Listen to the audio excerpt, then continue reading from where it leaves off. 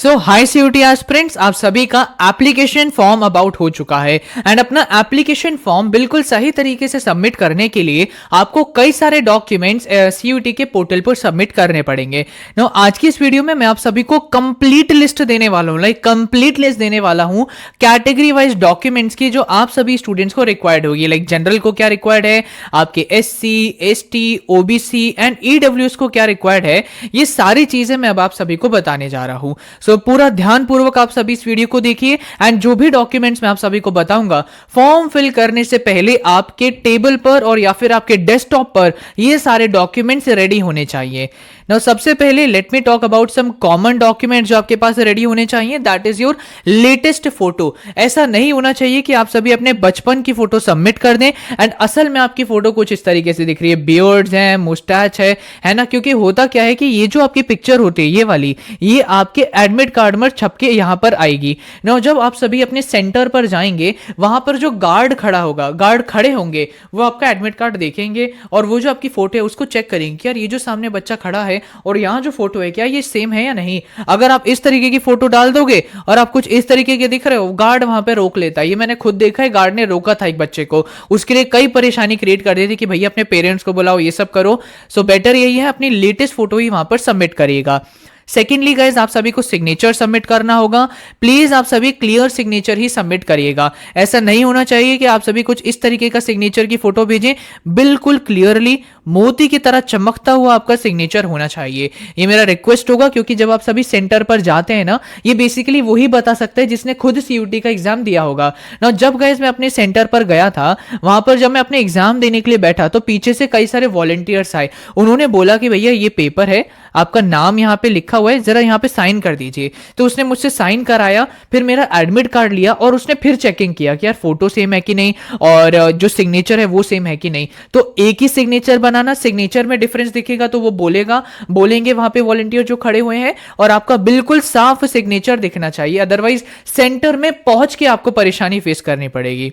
Now third चीज, that is your identity card. Identity card में आप पैन दे सकते हो, आधार दे सकते हो, ड्राइविंग लाइसेंस दे सकते हो, एटसेट्रा चीजें आप सभी सबमिट कर सकते हैं।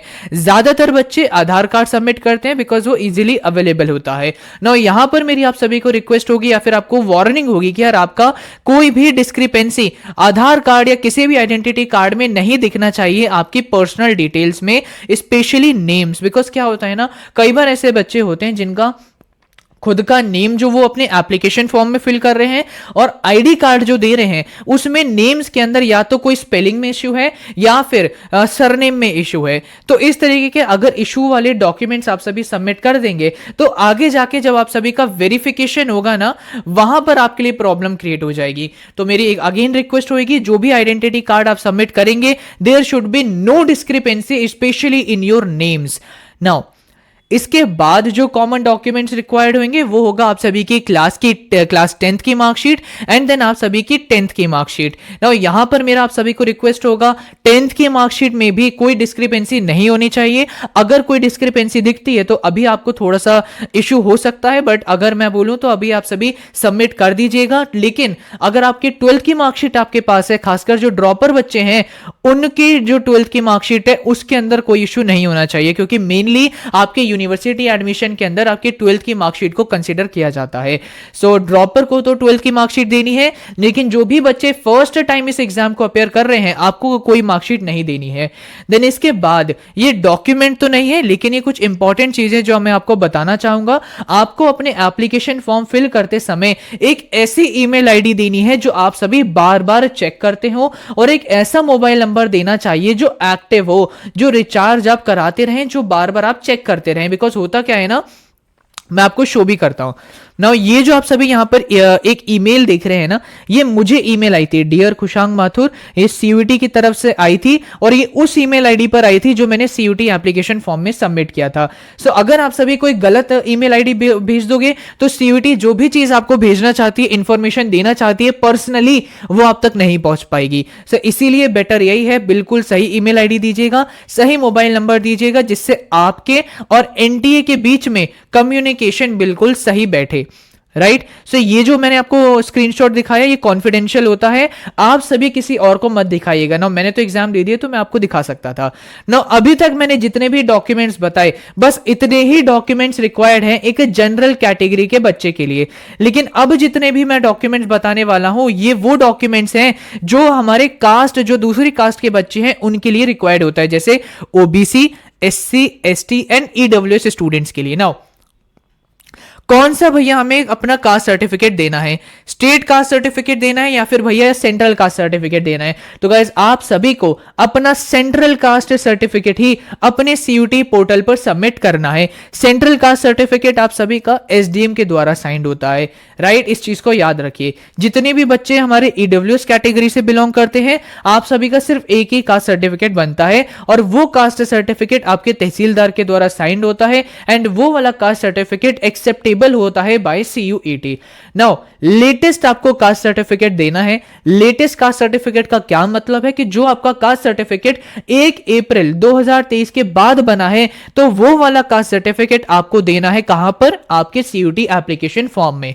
नाउ अब आप सभी बोल सकते हैं कि भैया मेरे पास तो लेटेस्ट कास्ट सर्टिफिकेट अवेलेबल ही नहीं है या फिर मेरे पास अभी कास्ट सर्टिफिकेट ही अवेलेबल नहीं है, तो मैं क्या करूं? तो don't worry, solution is here. मैं आपका ब्रो हूं, आपको इसका भी सॉल्यूशन दूंगा एंड दैट इज एक डिक्लेरेशन फॉर्म आप सभी को भरना पड़ेगा। नाउ ये भैया डिक्लेरेशन फॉर्म क्या होता है? तो आप सभी को सीयूईटी ने क्या किया है ना, इंफॉर्मेशन बुलेटिन के अंदर एक ऐसा फॉर्म प्रोवाइड किया होता है हर एक कैटेगरी के लिए। ओबीसी के लिए अलग declaration form, SC, ST, EWS के लिए अलग डिक्लेरेशन फॉर्म। उस डिक्लेरेशन फॉर्म में लिखा होता है कि मेरा नाम ये है, मेरे पास इस समय पर कास्ट सर्टिफिकेट अवेलेबल नहीं है और मैं ये डिक्लेयर करता हूं कि मैं इतनी तारीख तक अपना सही वाला कास्ट सर्टिफिकेट बनाकर आपको जमा कर दूंगा। नीचे साइन आपको करना होता है, एटसेट्रा कुछ चीजें होती है वो देनी है और जहां पर आपको डॉक्यूमेंट्स अपलोड करने होते हैं वहां पर आपको ये डिक्लेरेशन फॉर्म सबमिट कर देना है। So you have to fill that declaration form. अगर आप ये जानना चाहते हैं कि भैया मुझे डिक्लेरेशन फॉर्म कहां पर मिलेगा, मैं काम करता हूं आपको अपने टेलीग्राम चैनल पर, राइट। मेरा टेलीग्राम चैनल है, आपको उसका लिंक डिस्क्रिप्शन में भी मिल जाएगा, पिंड कमेंट्स में भी मिल जाएगा। आप सभी वहां से जाके अपना डिक्लेरेशन फॉर्म को उठा लीजिए, उसको फिल करके आप सभी सबमिट कर सकते हैं, only if you are not available with your caste certificate. Okay, now सभी चीजों के बारे में अच्छे से बता दिया। कोई भी डाउट आप सभी को है कमेंट सेक्शन में पूछ लीजिएगा। 24 घंटे के अंदर अंदर मैं कोशिश करूंगा आपके डाउट को आपका रिप्लाई दे दूं। एक रिक्वेस्ट मेरा आप सभी से ये रहेगा कि मैं आप सभी से रिक्वेस्ट करूंगा प्लीज गाइस इस चैनल को सब्सक्राइब करना मत भूलिएगा। आप सभी को आज मैंने डॉक्यूमेंट्स की जानकारी दे दी, अभी यूनिवर्सिटीज के बारे में डिटेल वीडियो आना बाकी है, सब्जेक्ट कॉम्बो की भी जानकारी है और साथ ही साथ मैं आपको कुछ वार्निंग्स के बारे में भी बताना चाहूंगा कि भैया ये कुछ ऐसे ऐसे रीजंस होते हैं जिसकी वजह से एप्लीकेशन फॉर्म अभी नहीं बट जब यूनिवर्सिटी के पास आपका फॉर्म जाएगा तब रिजेक्ट हो जाएगा। यूनिवर्सिटी आपका फॉर्म रिजेक्ट कर देगी और तब आपको शॉक लगेगा कि यार ये क्या हुआ, इतने सही मार्क्स मेरे आए और अचानक से यूनिवर्सिटी ने फॉर्म रिजेक्ट कर दिया। ऐसा आपके साथ ना हो इसीलिए मैं आपको कुछ वार्निंग वीडियोस भी आगे प्रोवाइड करने वाला हूं। आपकी हर एक चीज का गाइस मैं ध्यान रख रहा हूं, आपकी हर एक इंफॉर्मेशनल गैप को ज्ञान मतलब इंफॉर्मेशन से भरने की कोशिश कर रहा हूं। प्लीज एक रिक्वेस्ट है, चैनल को सब्सक्राइब करना मत भूलिए, मेरे एफर्ट्स को भी थोड़ा सा अप्रिशिएट करिए। मिलते हैं अपनी अगली वीडियो में, तब तक के लिए ऑल द वेरी बेस्ट।